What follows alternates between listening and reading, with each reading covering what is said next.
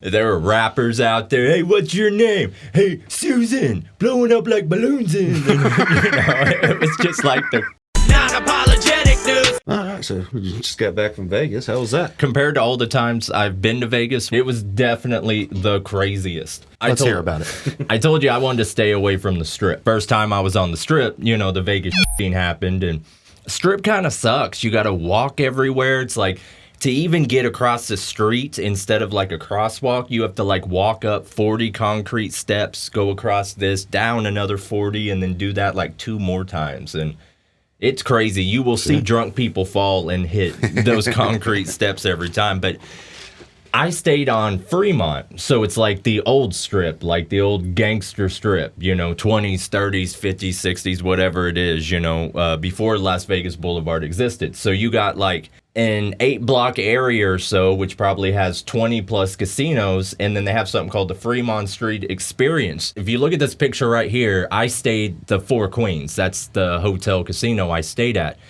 And right outside here, see there's like a half dome over that thing? Yeah. And it's all a digital display. So it'll have random things, sharks jumping out of water at the top of every hour. They do this crazy thing. It's actually pretty cool because, like I say, it's like 6 or 8 blocks long. This whole digital stuff. And if you go outside in this area, this is the only road that sort of people are waiting on a crosswalk. But it's probably hundreds of people during the day. Then anything after like 2 o'clock or so, it is thousands. I'm talking anywhere between probably like 3,000 to 5,000 people. It is absolutely insane. And they have street performers. Like I sit and chit-chatted with a young lady, and she had no bottom half, right? So she was up on her hands and doing like flip-de doodles and like, getting money that way. And of course, there were regular bums. I got a real good kick out of watching the naked girls get the mostly older guys to simp out on them. They were doing the thing like Batman does on like in like Hollywood Boulevard and stuff, where they like pressure you into taking a picture and then tell you it's like $40 and they want it now. And when the guys didn't want to pay, the girls would be like, "Oh, come on, Big Daddy. I know you got enough money. You got money. Big, strong man such as yourself." One girl comes up to me, okay, she's naked and she's got her titties out, of course, and she's got... So you just walk around naked? Yeah. Okay. Dudes too. And she's got big old nipple rings in, and on the end of the nipple rings are solo cups, just danglers. And she's like, "You want to play beer pong with me?" And I'm like, "No." Because I know how that works, right? For like, it'll be like, "Oh, how fun." And she'll be like, "That was $100 a shot. You took 3. I need my payment now. There's my pimp, Jimmy. He's going to, I'm not going down that road. I am not silly at all." Now, one thing I did do, let's see if we can pop up another picture of with this. Do you see this says Slotzilla? Yeah. These are zip lines, and they run the entire length. So the first night I had overindulged, let's say, and I wasn't participating in the evening. I was just watching, right? So eventually I was like, I got to snap my way out of it. So I walk up to the Slotzilla machines, and I walk up there, and it was like $54, I think. And they strap you in, you lay down on your stomach, and then they just zoot you across to the other side. It's like, all right. But it did not snap me out of the funk. It just terrified me. But, I mean, Vegas is always crazy because Vegas, like, you will see everyone, every shape, style, income, race. What I started seeing was a lot of future selves, okay? So you would see, and this was over and over again, you'd see 2 couples that were together. So one couple would be in like their 20s or 30s, and one would be in like their 50s or 60s. So the 20 or 30s seemed like they had their alcoholism under control at this point. They were halfway in shape. And then the couple who were in their 50s and 60s were sloppy as all hell, mad at the world, and fat. And it was like, do these people not know that this is them? This is their future, You don't need a magic lamp or mirror. You have it right in front of you. There's so many fucking people. I don't know if I can handle that shit. Oh, it was crazy. But the good thing is if it gets overwhelming or anything, you just walk right back up into your hotel room. And like me, I was up on the 16th floor. And then I can just look down at all of them. You know, so that made it cool. The only thing that sucks is even on the 16th floor, they have all sorts of shows going on this strip here. I can still feel the bass up there. So at like 3 a.m., if I'm trying to sleep, it's just like, nah, try again at 5, you know. Maybe it will have calmed down by then.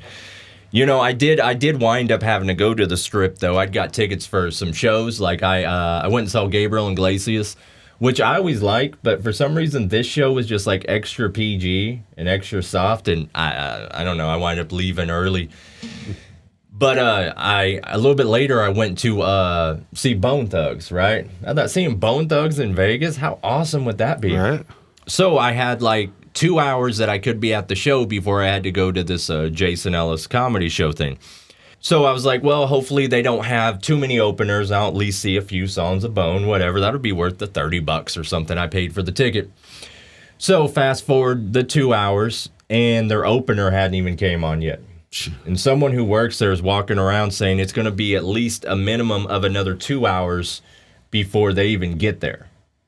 Damn. And I'm like, all right, I am 100% leaving. You know, this is bananas. So I have to, man, getting an Uber or something from the strip or a lot of these hotels is the biggest pain because you can't just do it. You have to go to their designated spot, which might be on like the 5th level. And then the app will tell the people you're at a joining casino or a different one. And if you don't really know the area, you know, like Uber driver picked me up from the Bone Thugs show, Korean man, and yelled at me for 15 minutes. If you don't know how to use the app, use the app. And yeah, so apparently I was at the Lynx and it showed him I was at the MGM or something, you know, and he's like, I drive around. I know like drive around. I know like you. It's a pretty good impression. And then because of his shenanigans and nonsense, I winded up just catching the tail end of Jason Ellis's comedy show, you know. And I was going to hang around after that. He was like, everybody hang around, but it was like a single file line of just him getting hound dogged, you know. And I'm like, yeah, I'm not participating in this. So I went right back to Fremont, where I had the most interesting conversation. Well, before I'll tell you about that, this same night, I'm out on this street here, and I'm talking to this girl. She's drunk, and I'm like, she's cute, you know. So we're talking, everything's fine. All of a sudden, without warning, she starts puking. Okay. Now, bear in mind how close in proximity all these people are to each other. Other people were getting puked on. Yeah. And see, when I had first came up to her, she was with a friend of hers. Listen, her name was Sarah. I don't remember. It doesn't matter. And she was like, she starts puking. She's like, go get Sarah. But look around. How am I going to go get anyone, right?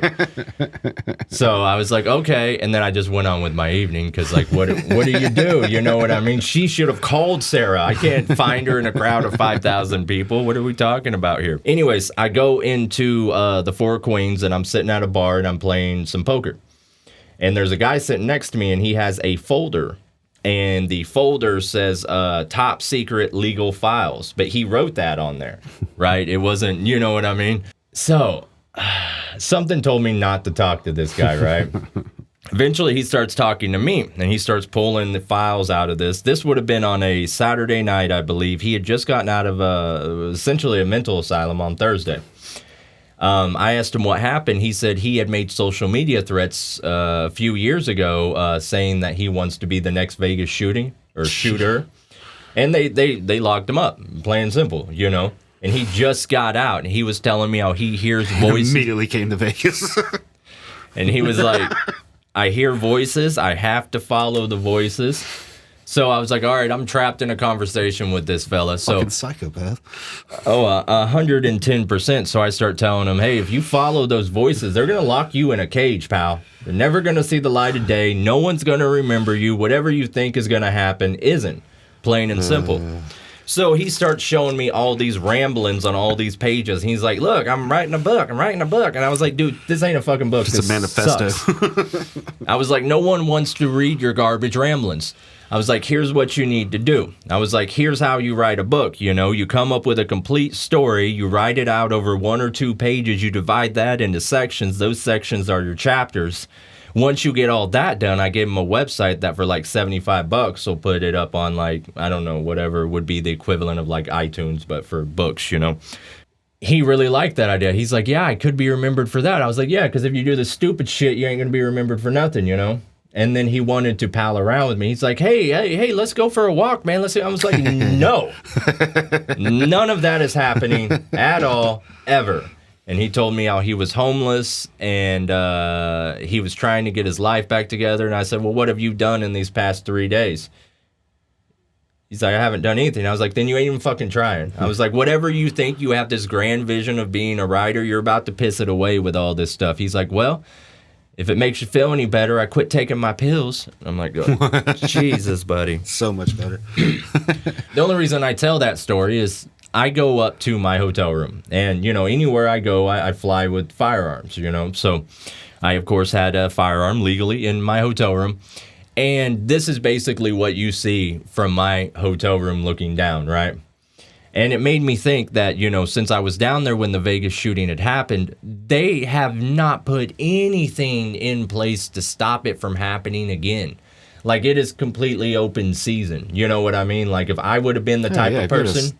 Assault rifle, like, right there, you just spray. Like, you're going to mow everybody down. That's so packed, nobody can, like, run or escape. Well, it's not even just about the people. It's about the fail-safes with the casinos, with the airlines, with the city themselves, with them allowing you to open carry inside casinos. Oh, wow. You know, like, if I would have been a different type of person, I was right there. They were right there. I had weapons on me. You know what I mean? Like, if someone wants to do this, the city is not standing in their way of doing it at all, you know, which is bananas to me. They need to put an ordinance in place, probably, and I hate to say it, but where, like, out of state residents can't carry at all in Vegas. Or maybe no one can carry within the city limits of Vegas, you know? So, I mean, carry, you can even go to the bar and shit, drink with your gun on. You can be drinking in Vegas with your gun on you as long as you're under .08. You can be sitting in a casino drinking with your now if you're out of state you have to open carry, so you'd have to do it, you know, in the open on your hip. But yeah, I say around here you can't even enter a bar with a gun, can you? Well, it's a little bit of a gray area. If it's like a bar and grill place that serves food, you know, I still do that. But to be honest with you, I've gotten to the point now where I mostly can still carry, so I don't even really like follow any of that stuff. Like, if there isn't metal detectors, then I just carry. I don't care. So, I forgot. But yeah, I mean, the things, this place, this Fremont Street experience was endlessly fascinating, though. Just to go out there at any time of the day, see the thousands of people and the level of depravity that's going on there, you know. And like I said, it wasn't just naked girls, it was naked guys too. Doing the helicopter dick, you know. Cool. There were rappers out there. Hey, what's your name? Hey, Susan, blowing up like balloons in. And, you know, it was just like the fucking stupidest shit. And then they had multiple stages set up that were set up like perfectly acoustically, where right when you start to hear both of them at the same time, it's just like a few more feet, and then you only hear one of the two. So, yeah, I mean, it's if you go to Vegas, this is where you go. And these places are nice. I stayed in it. And at the Four Queens, I stayed for like 4 or 5 nights, and it was like $400-something bucks. Maybe been $300-something bucks, you know. And it was absolutely outstanding. So, Vegas is absolutely crazy. Believe what you hear, but what they don't tell you is that it will eat you alive. So, don't... That sounds like a fucking nightmare. It's fun. But don't get eaten alive, people. See ya. Not apologetic news. Not apologetic news.